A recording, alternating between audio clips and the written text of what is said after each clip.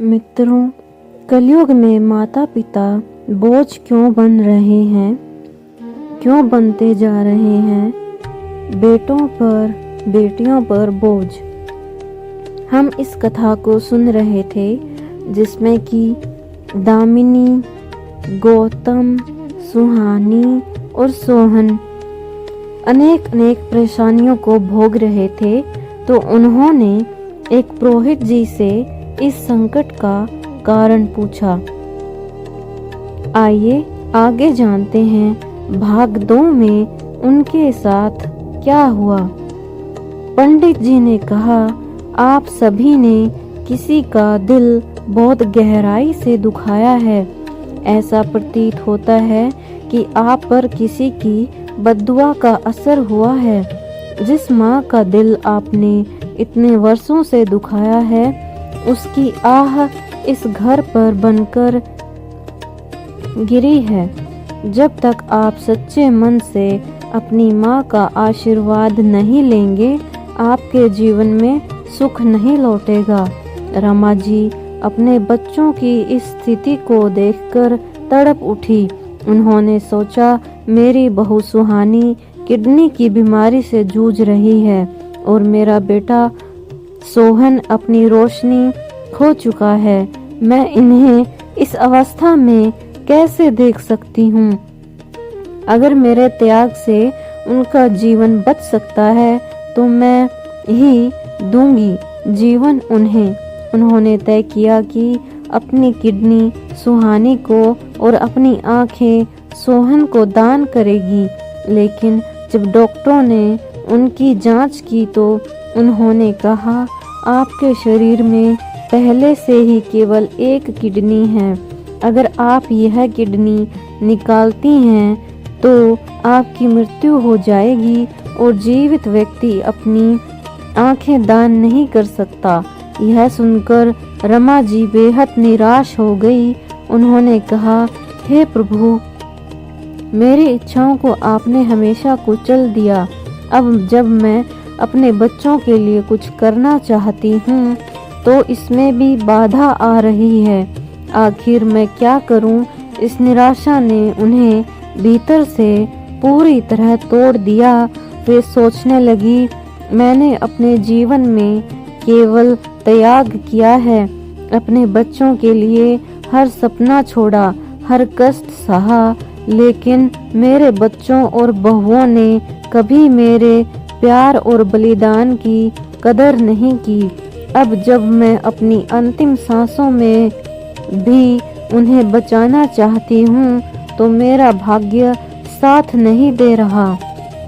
एक रात उन्होंने यह निर्णय लिया कि अब वे इस संसार को छोड़ देंगी, परंतु उन्होंने यह भी चाहा कि उनका यह अंतिम कदम है।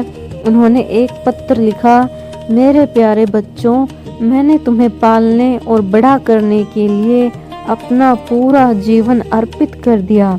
मैंने अपनी खुशियाँ, इच्छाएं और आराम सब कुछ छोड़ दिया। मैंने जीवन भर केवल दिया है और बदले में तुमसे कुछ भी नहीं मांगा। आज भी मेरे पास कुछ नहीं बचा है, बस एक जान है। इसलिए मैं अपनी अंतिम आहुति देने जा रही हूँ। मैं चाहती हूँ कि मेरी किडनी मेरी बहू सुहानी को दे दी जाए ताकि उसका जीवन बच सके। उसकी पूरी जिंदगी पड़ी है। मेरी आंखें मेरे बेटे सोहन को दान की जाएं ताकि वह फिर से इस संसार को देख सके। डॉक्टरों ने कहा है कि मैं जीवित रहते हुए यह काम नहीं कर सकती, इसलिए मैं यह दुनिया छोड़ रही हूँ ताकि मरने के बाद मेरी यह अंतिम इच्छा पूरी हो सके। मैं ईश्वर से प्रार्थना करती हूँ कि तुम सदा सुखी रहो। पत्र लिखने के बाद रमा जी ने अपनी आंखें बंद की और हमेशा के लिए इस संसार से विदा ले ली। अगली सुबह जब रमा जी हमेशा की तरह नहीं उठी तो घर में अफरा तफरी मच गई। गौतम ने उन्हें जगाने की कोशिश की, लेकिन उनकी ठंडी देह को देखकर घबरा गया। उसने उनके तकिए के पास रखा पत्र देखा और पढ़ना शुरू किया। पत्र पढ़ते पढ़ते उसकी आंखों से आंसू बहने लगे। वह समझ गया कि उनकी माँ ने यह कदम क्यों उठाया। रमा जी ने अपनी जान देकर भी अपने बच्चों का कल्याण करने का प्रयास किया था। गौतम ने वह पत्र अपने भाई सोहन और सबसे छोटे भाई अर्जुन को दिखाया। तीनों भाई और उनकी पत्नियां पत्र पढ़कर फूट फूट कर रोने लगी। गौतम ने कहा, हमने अपनी माँ के साथ कितना बड़ा अन्याय किया है। उन्होंने हमेशा हमारे लिए सब कुछ त्याग किया और हमने कभी उनकी कदर नहीं की। आज वही माँ हमारे लिए अपनी जान दे गई। सोहन ने रोते हुए कहा, हमने अपनी माँ को जो दुख दिया उसका परिणाम हमें इस पीड़ा के रूप में मिला है। हम उन्हें वह प्यार और सम्मान कभी नहीं दे पाए जिसकी वे हकदार थी। रमा जी के बलिदान ने उनके बच्चों और बहुओं की सोच को पूरी तरह बदल दिया। वे यह समझ गए कि माता पिता का स्नेह और आशीर्वाद अनमोल होता है। अर्जुन और सोहन ने निर्णय लिया कि वे अब अपनी माँ के सम्मान और उनके सपनों को जीवित रखेंगे। उन्होंने उनकी इच्छाओं के अनुसार सुहानी को किडनी और सोहन को आंखें दिलाने का हर संभव प्रयास किया। रमा जी का यह बलिदान न केवल उनके परिवार के लिए बल्कि पूरे समाज के लिए भी एक महत्वपूर्ण सीख बन गया। यह कहानी सिखाती है कि माता पिता का प्रेम, माता पिता के त्याग को समझना तथा उनकी देखभाल करना हर संतान का परम धर्म है। मित्रों, माता पिता की सेवा ही सबसे बड़ा धर्म है। जो उनकी कदर नहीं करता वह जीवन में सच्चा सुख और सफलता कभी नहीं पा सकता। यह कहानी हमें याद दिलाती है कि माता पिता का त्याग और स्नेह कभी व्यर्थ नहीं जाता है। उनकी सेवा और सम्मान करना संतान का सबसे पवित्र कर्तव्य है।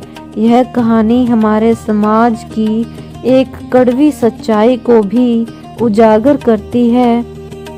माता पिता अपने जीवन का हर पल और हर संसाधन अपने बच्चों की परवरिश में लगा देते हैं, लेकिन वही बच्चे बड़े होकर अक्सर उनकी उपेक्षा करते हैं। इसके पीछे कई कारण हो सकते हैं जिन्हें समझना और माता पिता के बलिदान को ना समझना।